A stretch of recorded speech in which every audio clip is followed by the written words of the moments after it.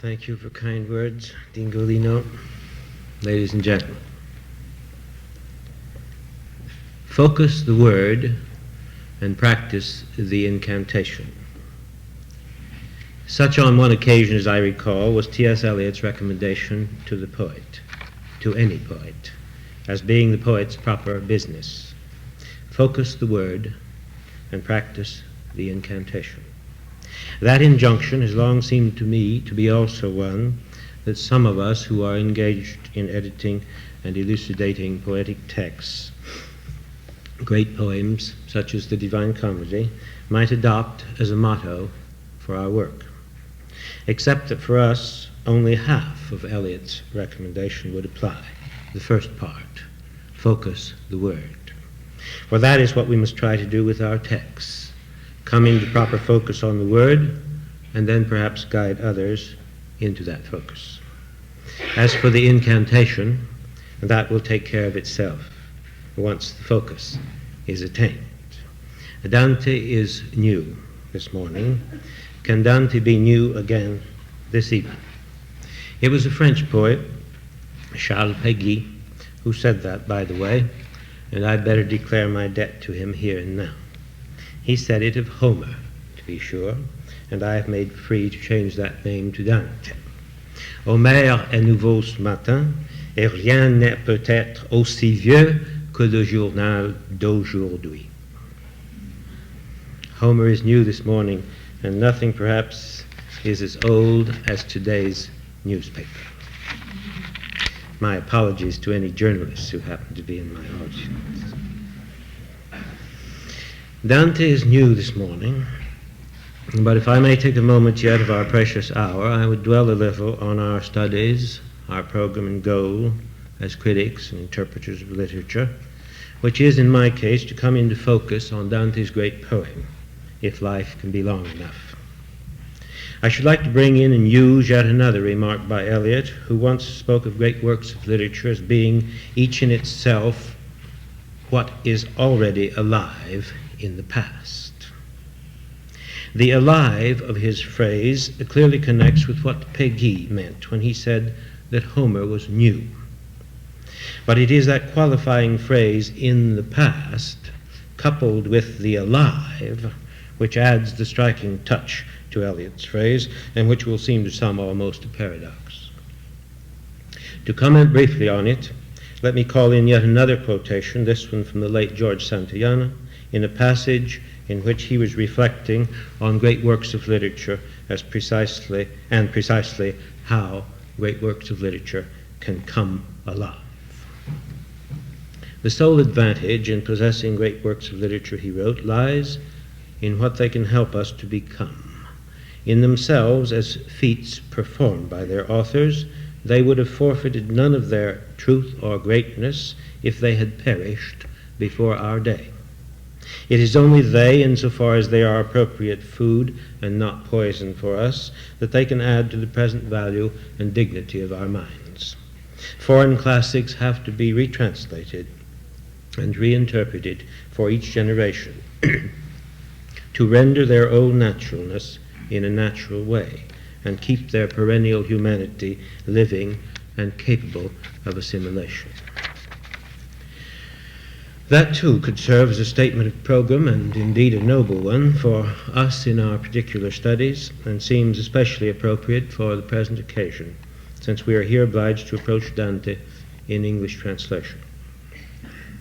Indeed, that being the case, allow me to seize on the very notion of translation and try to have done with what I'm trying to say about purpose and method in our studies. I shall put it this way. There are two ways in which Dante can come alive tomorrow and tomorrow and tomorrow for us, and this holds, I suppose, for any poet. Dante's poem can be translated to us, or we can be translated back to it, to translate in something of its original and literal sense. Probably we end up by doing both kinds of translation, actually, if and whenever we are successful, and perhaps we meet the poem on some middle ground. However, if I have a choice and must choose between the translation to us or the translation of us, then, as you would probably guess, I feel no hesitation in the choice. What I am most interested in trying to do is precisely to translate us back to the poem, back there where it is alive in the past. Discover it where it is alive back there. It is back there that Dante is most alive this morning, and I would find him back there and not be forever attempting to transpose him to us, to recast him in our modern image, and thus promote our own provincialism in which we simply keep on seeing ourselves over and over again. I would not make Dante modern in that sense, for that is to lose Dante. And Dante becomes old very fast indeed in such a distortion. But, to make use of the phrases I put before you now, I would come in to focus on Dante and allow him to practice his incantation back there, where he is alive in the past and new this morning. The 6-volume edition of the poem, with some translation, of which I'm threatening to read you, the edition which I am preparing and hope to live to complete, might bear over its portal some such statement of the sustaining hope and aspiration that carries one along through the years. And so, to Ulysses. I wanted you all to have that reading assignment, Canto 26, Inferno, there on the posters announcing this lecture, because 1 hour is a desperately short time in which to read and talk about even one canto of the poem, especially if that canto happens to be unfamiliar to one's audience. Accordingly, you had your assignment. You had your homework to do, and I shall simply assume that you did it faithfully. To be sure, it will never do to isolate any canto of the Divine Comedy from the 99 others that constitute its proper context, but I'm not going to assume that you all read or reread the 100 cantos as homework for this occasion. So let us go, you and I, rapidly down the long way of hell to find Ulysses where he is alive this evening.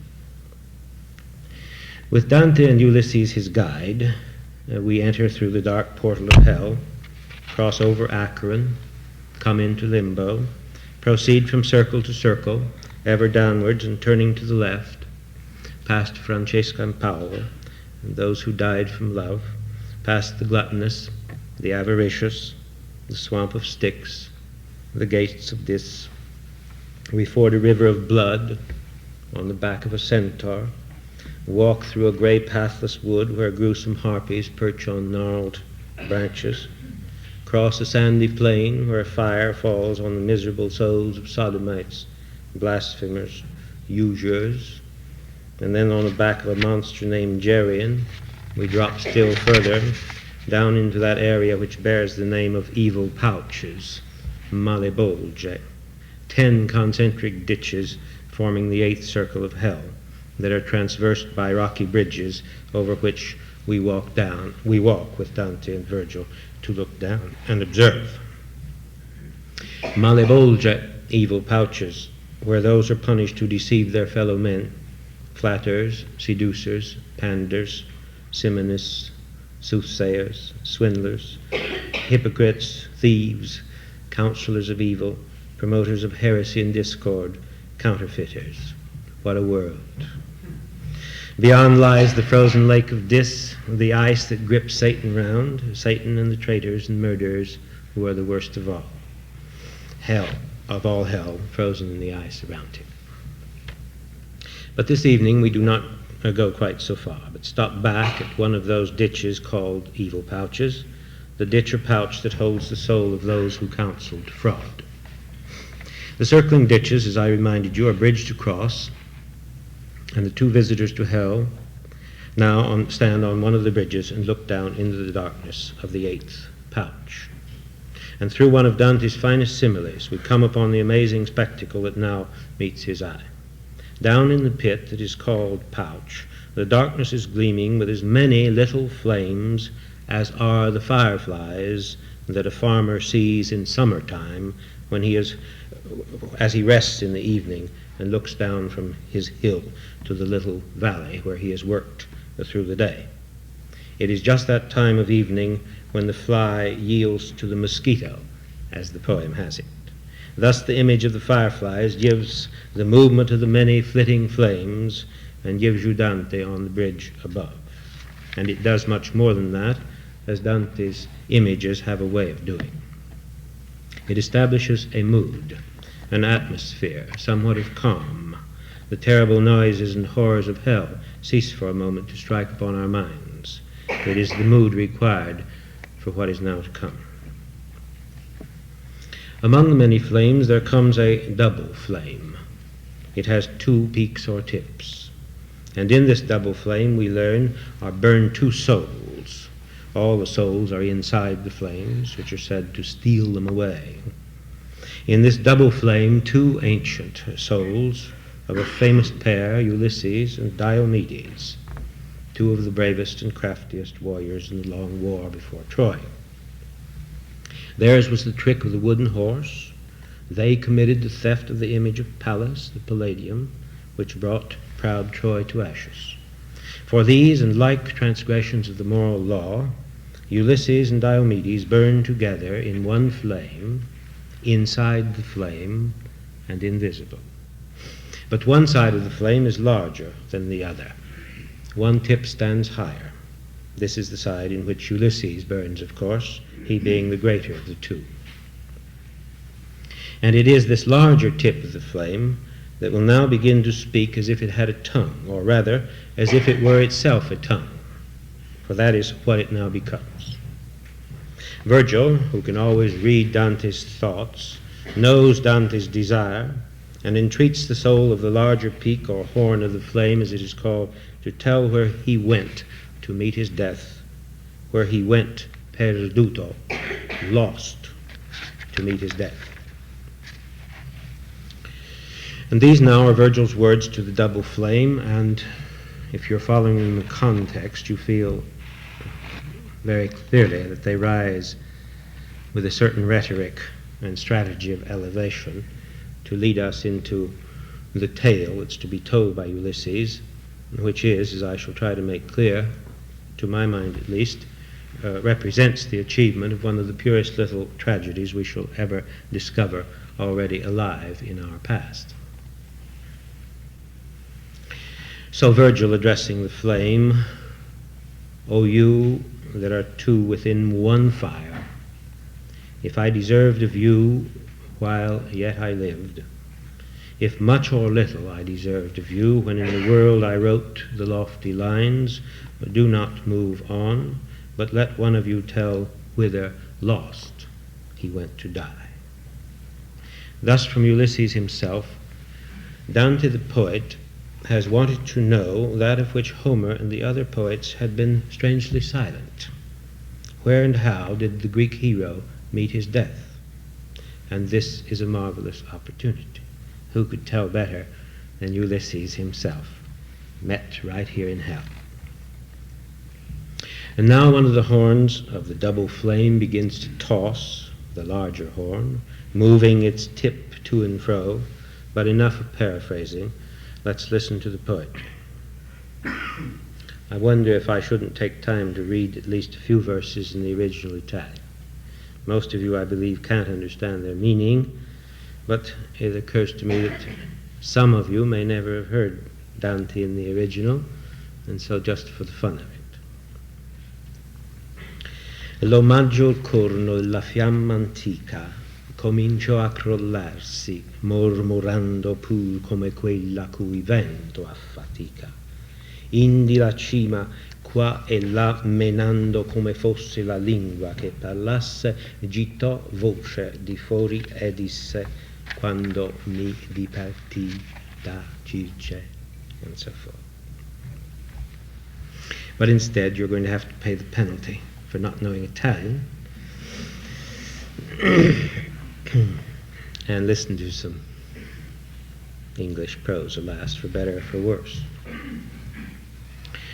The greater horn of the ancient flame began to toss and murmur as if it were beaten by a wind. then moving to and fro its tip as if it were the tongue that spoke, threw forth a voice and said, "When I left Circe." Thus Ulysses begins his tale, a flame beaten by the wind that has begun to answer Virgil and tell of a last voyage where the hero went to his death. In the small number of verses that contain it, it is a story so brief that we can hear it all here. Afterwards, then, it always strikes one, or it often strikes me, as strange to think that so much has been given in so short a space, in so few verses. It's an example of Dante's tremendous power of concentration. Ulysses' tale takes on an expansion in the mind as it rises to the pitch of tragedy. So let's hear Ulysses.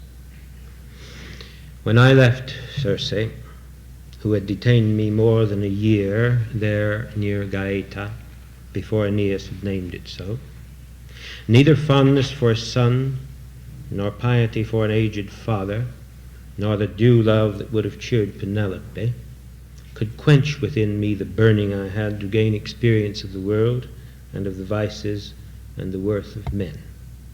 But I put forth upon the open deep with one vessel only, and with that little company which had not deserted me. The one shore and the other I saw as far as Spain, as far as Morocco, and the island of the Sardes, and the other isles that sea bathes round. My companions and I were old, slow men when we came to that narrow strait where Hercules set up his markers that men should go no further. On the right hand I left Seville, and already had left Ceuta on the left. I must interrupt Ulysses for a moment to observe, first of all, what many of you know, and if not, would gather immediately from such a beginning, that Dante did not know the Odyssey.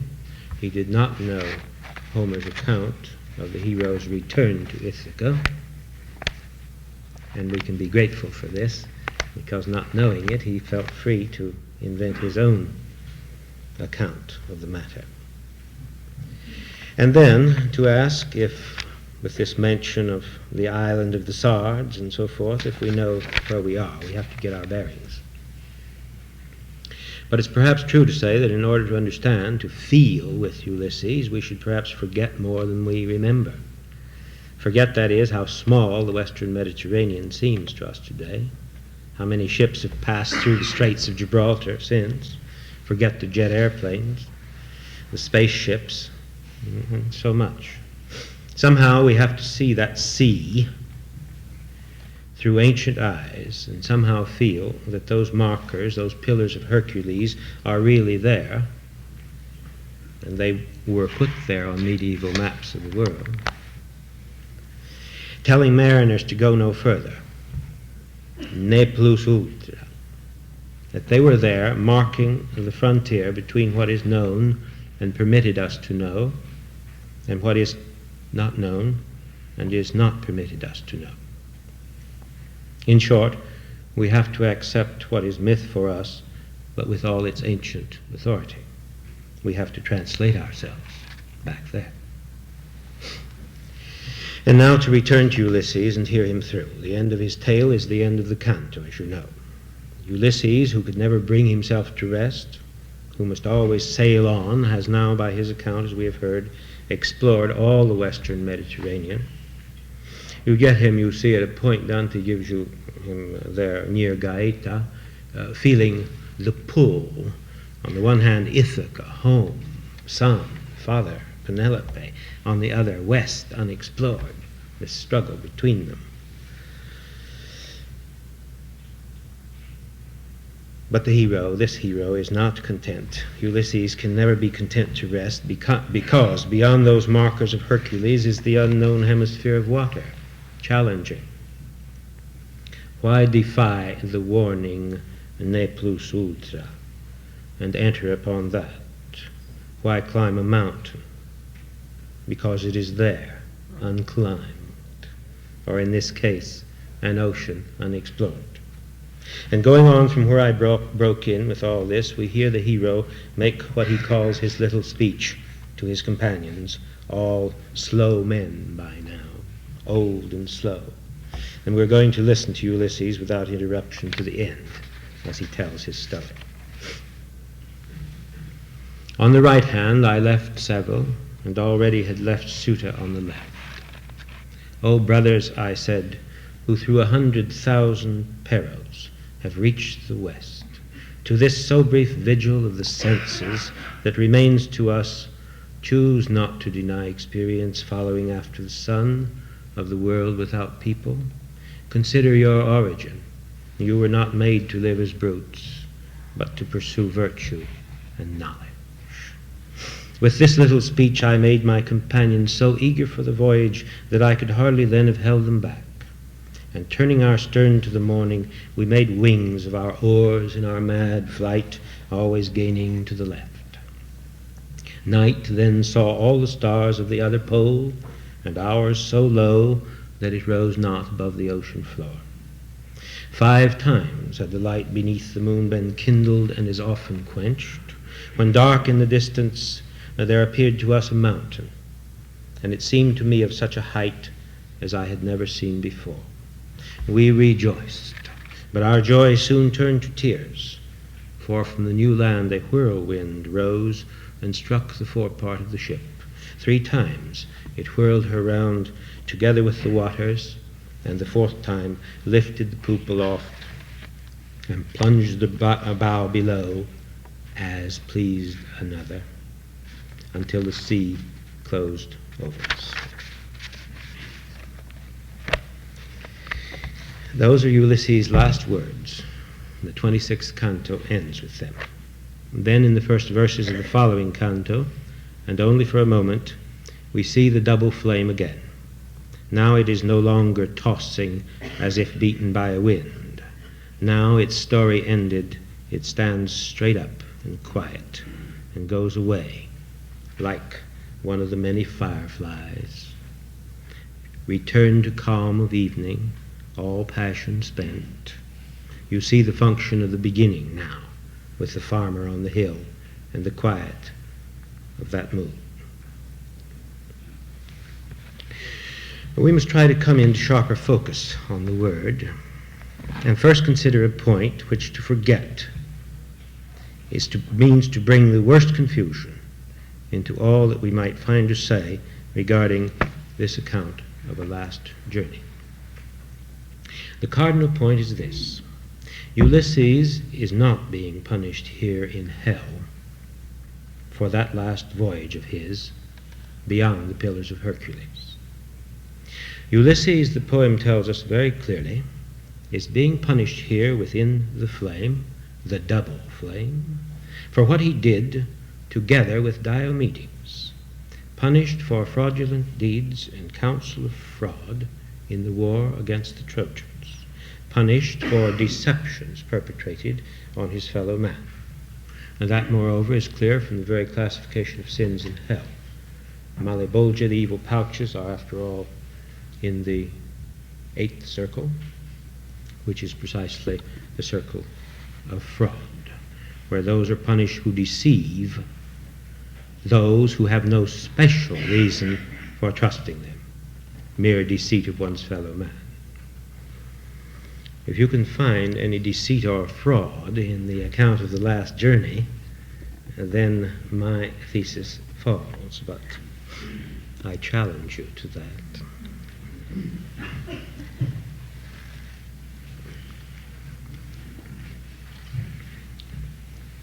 Very curious, though, how this continues to be a point that many interpreters of the canto refuse to come into focus on. No, this last voyage of Ulysses brought the hero to his death. But this voyage is in itself an action which, for all we are given to see in the poem, finds no clear category among the sins of hell. Death is the punishment, of course. Ulysses paid with his life for this adventure into the unknown, which he now, looking back, can term a mad flight, and that whirlwind is no local disturbance in the weather either, you may guess.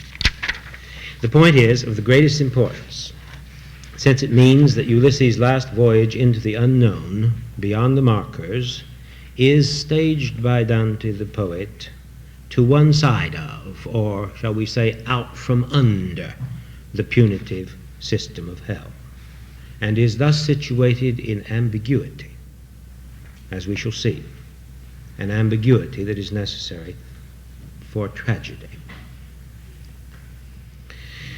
But now for the mountain that loomed higher than any Ulysses had ever seen, and the whirlwind that blows from it, as pleased another. We need some further grasp of Dante's geography as it emerges in the poem. What is this mountain looming dark in the distance in this unpeopled hemisphere of water?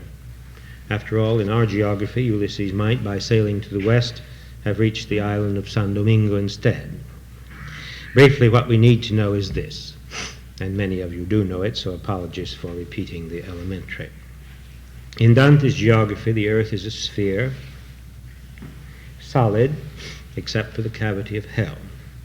Most of its spherical surface is covered with water, but in the hemisphere of land, as it was called, composed of Europe, Asia, and Africa, stretching from east to west between the mouth of the Ganges and the strait, is a great continent, composed of Europe, Asia, and Africa, stretching from east to west between the mouth of the Ganges and the Strait of Gibraltar. In the midst of the land was the Mediterranean, as its name declares, which was thought to extend 5,100 miles, more than twice its real length. So you see Ulysses saying we explored all the islands in that sea, and of course they thought there were many more islands too than there actually are. It gives you Ulysses and his crew old, slow men by the time they reach the west. It was a big assignment, a long job, already a long journey. The great ocean surrounding the land was an object of terror, and generally full of mysterious dangers. In the exact center of the land, midway between Gibraltar and the Ganges, is Jerusalem. In the middle of the Western world is Rome. It's all very symmetrical. The Garden of Eden, Dante's earthly paradise, is situated on the top of a huge mountain which rises on a solitary island in the midst of the hemisphere of water, thus directly opposite Jerusalem on the surface of the globe.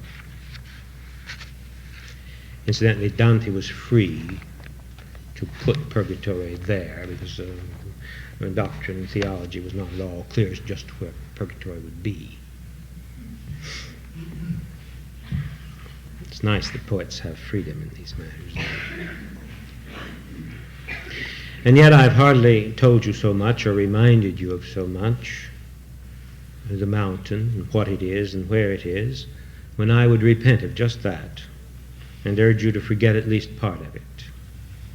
You may have noted that I spoke of Dante's geography as emerging in the poem. This is what it does. The cardinal fact for us, the readers, is that when Ulysses, at the end of his 5 months' journey to the southwest, sees that mountain higher than any he had ever seen, we do not yet know what this land, this mountain is in the hemisphere of water, thought not to contain any land at all. We know no more than Ulysses knows in Canto 26. Only later do we learn that it is the mountain of purgatory. The point is important for the study and the interpretation of the poem generally, and I should like to urge you, and particularly students of Dante in the audience, as future readers of the Divine Comedy, to observe and respect this as a guiding principle in your reading. Certainly Dante's great poem can claim no monopoly in the matter of using ambiguity for poetic purposes. And he has, I suppose, all of William Empson's 7 types, and I dare say more.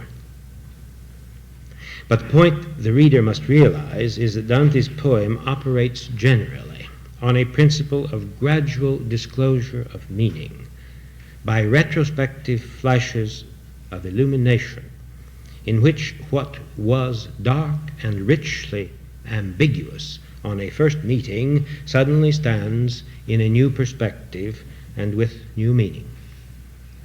The instance before us is typical, for when Dante and Virgil later come forth from hell to see the stars again, having climbed to a point directly opposite Jerusalem on the surface of the earth, they find themselves on the shore of a mountain island that we had not known existed in that hemisphere of water. And the poem is already 1/3 over before we know this. But since this happens to be the first canto of a part called Purgatorio, we begin to gather that this mountain island directly opposite Jerusalem is in fact Mount Purgatory. There, standing on the shore of that mountain island, Virgil girds Dante with a rush, symbol of humility. Doing this because told to do so by old Cato, guardian of the place. And as Dante stands there on that shore, looking out over the waters offshore, we get the following verses, and I have only to cite them to you, now that you have Canto 26 freshly in mind, for you to get the connection and that retrospective flash of the sort I mentioned. We came then onto the desert shore that never saw a man sail its waters, who afterwards had experience of a return, who was able to return. There he girded me as pleased another, and so forth. The echo is unmistakable, as it pleased another. And the instance, I repeat, is typical. Dante, wayfarer Dante, girt now with humility in his journey, stands looking out over waters where Ulysses went down with all his crew. And with the signal and backward flash, we suddenly see, as we were not given to see in Canto 26, what Ulysses lacked. That being what Dante now has, humility. And through this are privileged to see what his sin was, what his offense to the deity was, that called forth the punishing whirlwind. Ulysses wore no girdle of humility, but was girt precisely, who more, with the opposite, with self-reliance, with self-sufficiency, which is pride before God. And indeed, who was ever more so girt? We remember his vibrant and daring words to his crew. Ulysses sailing by human powers only. Ulysses who does not wait upon the Lord. Neither does he observe the warning markers, ne plus ultra, observes no limit. The choice of a whirlwind to punish him is no accident. I remind you of Job and the voice from the whirlwind. Then the Lord answered Job out of the whirlwind and said, "Who is this that darkeneth counsel by words without knowledge? Gird up now thy loins like a man, for I will demand of thee, and answer thou me, where wast thou when I laid the foundations of the earth?" But to come back to my point, in Canto 26, we do not yet know all this. Moreover, I would insist, as a critical reading principle, that we must not know it then, or bring it into the picture there, even if we have read the poem 100 times. The first reader, the reader going through the poem for the first time, is in a sense the ideal reader. Only he doesn't know enough. So let's say the reader who is able to control his awarenesses, seeing only as much as the poem requires, as much as the poem wants him to know at a given point, he is the ideal reader.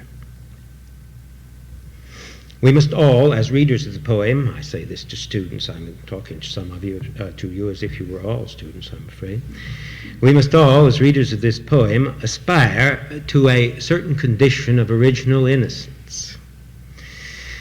And I give you innocence, unknowing, as an achievement for the reader of Dante's poem.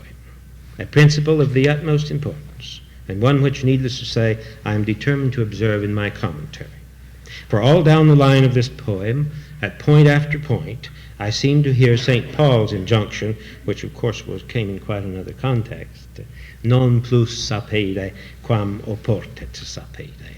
Do not wish to know more than it is useful to know. Or curiously enough, as if at every turn of the poem, markers were there for us, ne plus ultra, written on them, as if we as readers, like Ulysses, could go beyond and know too much, and thereby defeat the poem. And so in the short time that remains, I would come back to Ulysses as we see him in Canto 26, and forget the Ulysses we see from later vantage points. There's even one further along in Purgatory. And would observe how it is that his account of his last voyage and his death attains, or so I claim, true tragic sentiment. It is notorious, of course, that true tragic sentiment is not supposed to be possible in a Christian frame of reference. And yet Dante has managed it somehow, and it is the strategy of how he managed it that interests me. And is the strategy of it not precisely because at that point in Canto 26 we do not know what we know later, and so the poet can use the necessary ambiguity. The principal element of the strategy is that the poet has Ulysses tell his own tale. This commits us, readers, willy-nilly to a single point of view and the strictly human and limited perspective of the hero as he faces and then experiences the journey into the unknown. We see with Ulysses, and we must see with him, for he tells the tale and he calls the tune.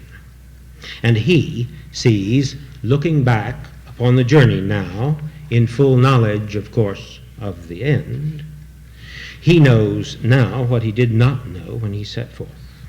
Looking back now, he can call his flight, his voyage into the West, a mad flight. You noticed that touch. And Virgil, who knows all things, as a verse of the poem says, knows the end too, before Ulysses begins, and so can bring in that further touch in his first words to the flame, bring in the further touch of perduto, which you also noticed. Let the one tell where lost he went to die. But we, as the ideal innocent readers I have hoped we may be, know the end only when we come to it, though we have these signals in advance, inviting us to view with awe a journey so daring that cannot have come to any good end. And when we come to that end, we have noticed that final veiled touch about as it pleased another, which was echoed later then in Purgatory. We rejoiced, but soon our joy was turned to tears, for from the new land a whirlwind rose and struck the forepart of the ship.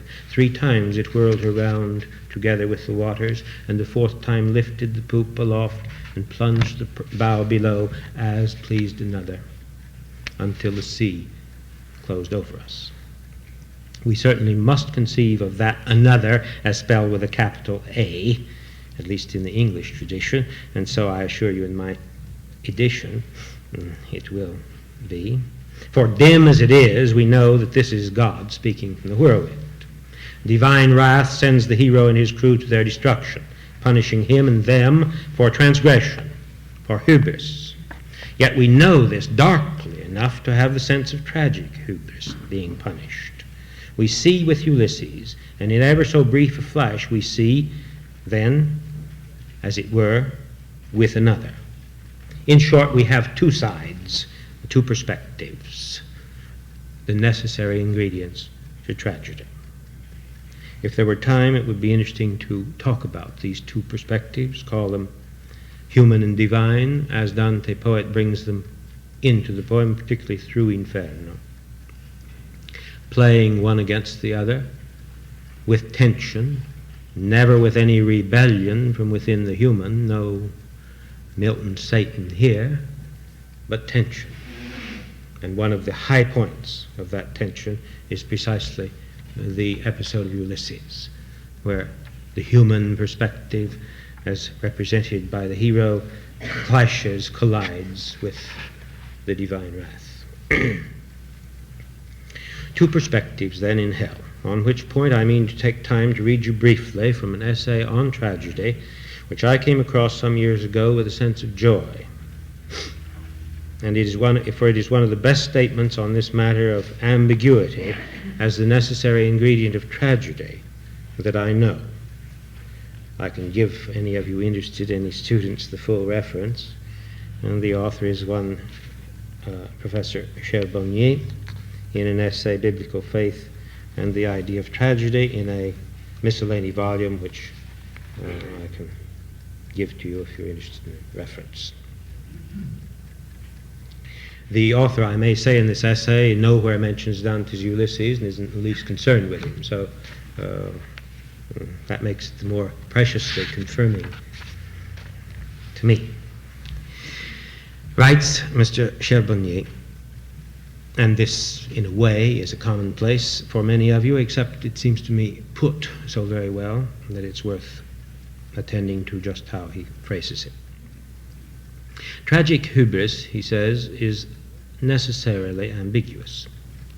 It is both a transgression and a virtue, an arrogant defiance of the metaphysical status quo, and a heroic protest against its constrictions.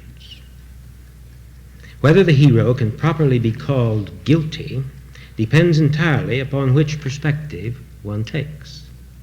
From the ultimate perspective, he ought not to make such presumptuous claims on behalf of one aspect of reality. But from his own finite perspective, his deed is positively praiseworthy. It affirms a good as he sees it.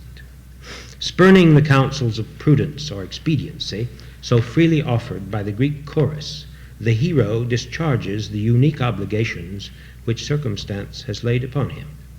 Tragic guilt is therefore an ambiguous concept.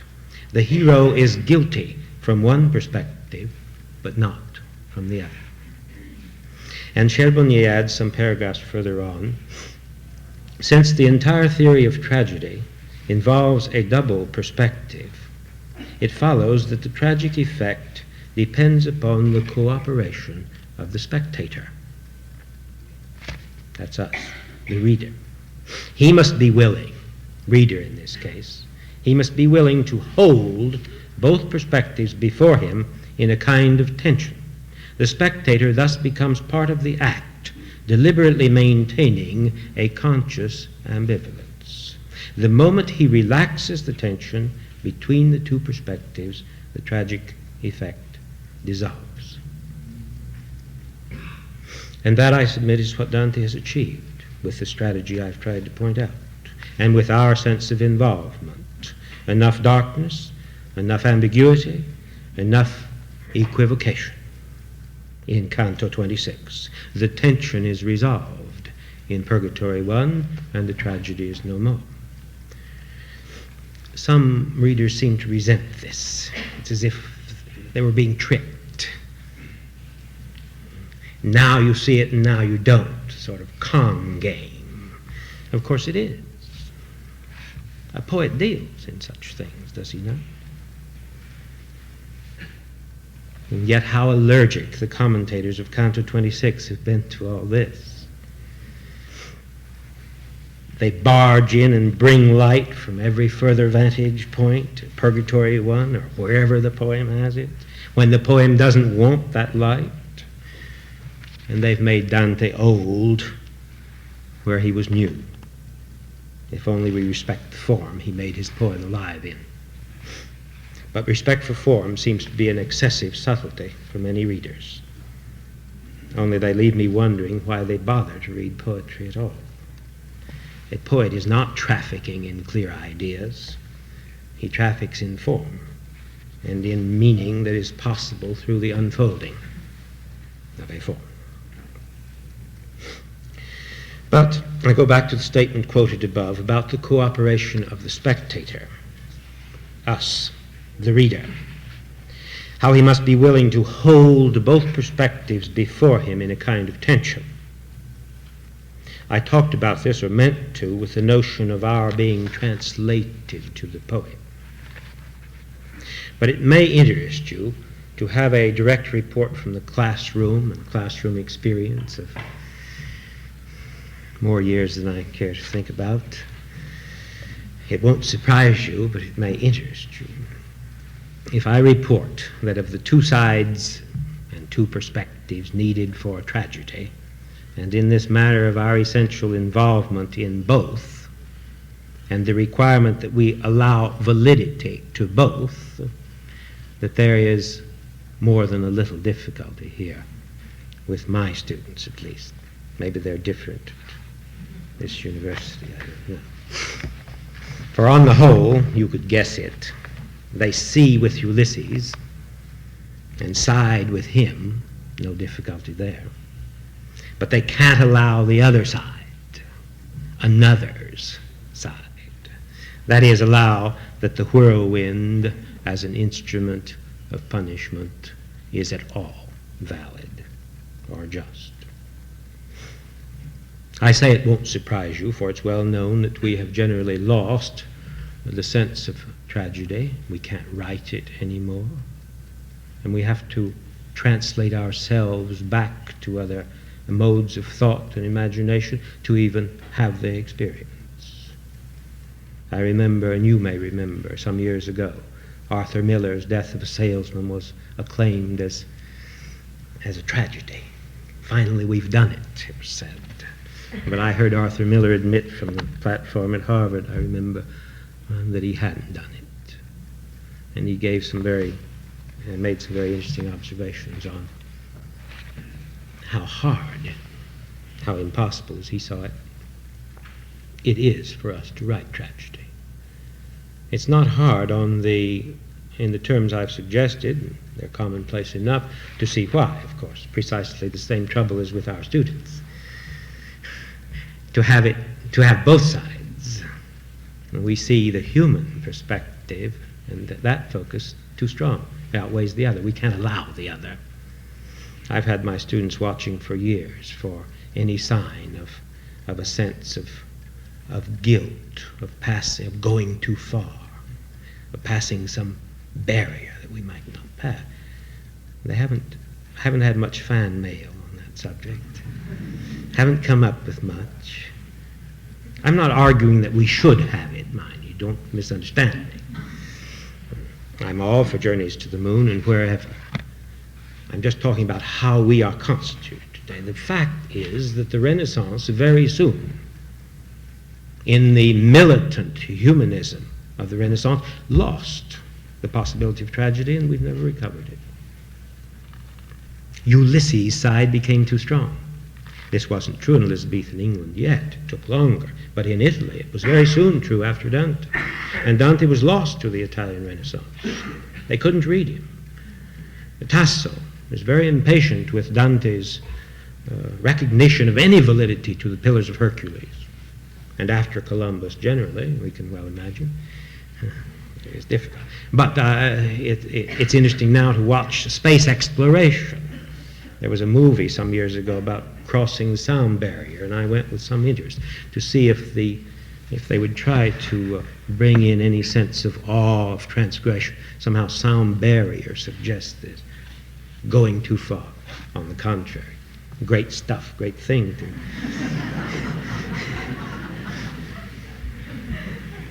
this what we want? Well, we all know this. I suppose one of the best stories and illustration of losing the tragic sense, in the sense of losing a sense of the validity of limit, is one that we know to be true, and it's documented, and many of you know it. If you have in mind the device of the Emperor Charles V, grandson of Ferdinand and Isabel, and therefore associated with Columbus in that sense, and post-Columbus, he has a device, it still appears on Spanish coins, but two pillars, and you must know they're the pillars of Hercules, with a ribbon stretched between them, and on that ribbon an inscription. Now we know the story of this. A courtier one day said to Charles V, "My lord, I have an excellent idea for a device for you. It would be this. Let's have it that here are the pillars of Hercules, and then let's drape a ribbon between them, and on this ribbon, which is on the pillars of Hercules, let us say not the traditional ne plus ultra or non plus ultra. Let us say, my lord, plus ultra." The emperor was so delighted that he awarded the man 2 whole bishoprics for his cleverness. And so now with the spaceships and all, what can we do? All we can do is try to translate ourselves back into older frames of the imagination. In fact, one finally in the classroom, I confess, one resorts to tricks, just to stir the imagination and try to get back. One I've found to be in a certain measure useful is just a little fantasy, which I ask my students to entertain, that now with atomic fission and so forth, that it might happen. Just try very hard to conceive that it might happen that with this advance, this going beyond, that man would destroy himself. I was long ago struck by words that Dr. Allison of the group at Chicago was quoted by Time magazine, I trust correctly, as saying about the success when they, in the moment they saw that they were able to do this to the atom. The quote is this, it's a direct quote. "At first we had elation, but that feeling rapidly changed to a feeling of horror." He seemed to me to be plagiarizing Dante. For when Ulysses sighted the mountain, looming higher than he had ever seen, the verse says, "We rejoiced, but our joy soon turned to tears." But it's a trick. It's not the same, is it? This would be man destroying himself. And we can manage that, but we can't have tragedy that way. What we need is another sense, and this is what we recover through the imagination, that over and above man are powers, conscious powers, dark enough so that we can't give them clear names, another, powers that can bring man to death for going too far, conscious powers. And this is no matter of the possible consequences of atomic fission, but of something much closer to the sense of tragedy and to the Old Testament at some points. At least the Old Testament can argue the divine perspective in ways that if we could allow them dramatically, we could manage tragedy. And so I resort to another trick then. I find a page from George Santayana's idea of Christ in the Gospel to be useful to argue God's side of the matter, if I may put it that way. You have to make some adjustments to this. Santayana is speaking of the miracle of the withered fig tree, which we all know. And the adjustment, obviously, is that Ulysses is no fig tree. Ulysses is conscious and the fig tree isn't, and so forth. But you're asked to allow that there is some correspondence. And indeed, before I read you the page, I should perhaps remind you of something else. I wish there were time to dwell on it. Ulysses comes in a time in history, BC time, ancient time, when in the Christian perspective, which, in the Christian perspective, is a time when grace is withdrawn from man, and man is on his own, so to speak. The phrase is very common in the Summas and theology, homo sibi relictus, man abandoned to himself, left to himself. This, too, is a part of the essential ingredient of the tragedy. Ulysses had no missionary reached him. He didn't know of Christ. He was not privileged to believe. The door to salvation was closed. It wasn't a season of grace, as the poem puts it. I'm not asking you to embrace this in your religion, but I'm trying to get you to see with the medieval perspective. To Dante, if you ask Dante what the Middle Ages, if you could ask him what the Middle Ages meant to him, he didn't use the word, but suppose you ask him, he would think the Middle Ages was that middle age between the fall of our first parents in Eden and the coming of Christ. It's a very dark time, too. In that sense, this is paradoxical, Ulysses is the man of the Middle Ages for Dante. That is, he is removed in time in that way.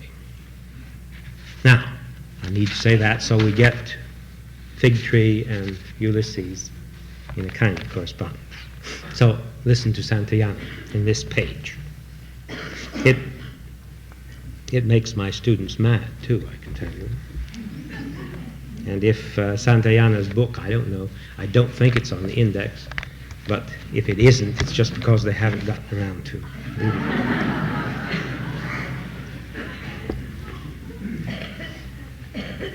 Amid so many miraculous manifestations of divine charity, writes Santayana, there is one little miracle that has always puzzled the commentators, because it seems a manifestation of divine impatience.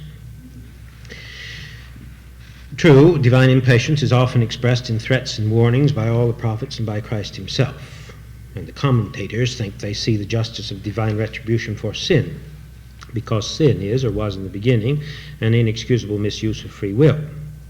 But why should God be impatient and punish a fig tree for not bearing figs? The commentators have not been slow to detect allegory in both cases. The fig tree is Israel, refusing to believe in him, and all unbelieving souls. Very well, says Santayana, but that is not what concerns me now in this miracle. The fig tree was innocent. He's going to implement two perspectives now. The fig tree has a point of view, like Ulysses. The fig tree was innocent. It had put forth an abundance of green leaves, according to its nature, and it was not its fault that the Son of God had passed and looked for its fruits when they were not ready. But Christ had thirsted for those fruits. That thirsted for those fruits was also innocent and more than innocent. He was not walking by for his pleasure, but in profound sadness, to enlighten and save a world that would not be saved or enlightened. On that mission at this moment, his human yet divine body called for relief, and the world refused him that relief. This disharmony needed to be righted. He might have righted it by a miracle of grace and caused that fig tree suddenly to hasten its growth, load itself with ripe figs out of season. But that was not the will of his Father, whom it was his will to obey. He must endure this day's thirst, for as he had said, it must needs be that offense come, but woe to him, by whom the offense cometh. Innocence is no safeguard against fate. If instead of the Son of God it had been a thundercloud that had passed, and by chance the lightning had fallen on that fig tree and blasted it, the fig tree would have been equally innocent and equally unfortunate. Nothing has a right to exist. This is about where my students begin to get mad, of course. Nothing has a right to exist. It draws that privilege from the place it might momentarily fill in the order of nature or in pious diction for the glory of God. The glory of God required now that that fig tree should wither for not having known the day of its visitation. It had no sense for the fact that God had become man and had required its fruits at once, and it had no power to meet that tremendous change in its circumstances. It could do nothing but die. It is not on voluntary naughtiness, not on conscious sins, that divine punishment falls most heavily and irremediably. For such sins there is possible repentance. And they are, after all, a groping after a good, however ill chosen. The final curse falls rather on constitutional blindness, on self-sufficiency. It will be easier in the day of judgment for Sodom and Gomorrah, and so forth. The curse that falls on that fig tree is the shadow of his unsuspected divinity. Now, to my students furious by now, I go on with Santayana. I know that such monarchical and absolute notions of divine government are not agreeable to modern feeling, but they are the principles proclaimed in the Gospels and, I may say, in the Divine Comedy. We prefer to conceive divine justice after our own sentiments. In ignoring divine prerogatives, we are like the barren fig tree. Is it our fault that this is not a season for faith? Are we not doing our best, putting forth an abundance of green leaves? Do we pretend to do more? Do we ask anybody to come and look for ripe fruit on our branches? Do we not wish everybody well? How then can we be cursed for not embracing unnecessary opinions that contradict all our habits of thought and judgment? Certainly we are not to blame, says Santayana. It will be, if it so happens, because our further existence would not be for the glory of God. We are as innocent as the fig tree. Nevertheless, it is quite possible that on the morrow we may be found withered. And so I have to argue that perspective, that point of view, and try to come into the focus of tragedy. Ladies and gentlemen, Dante is new this evening, I said, and yet I knew my claim would be excessive. The place to experience Dante new is alone with the Divine Comedy. Alone when the poem can work its practice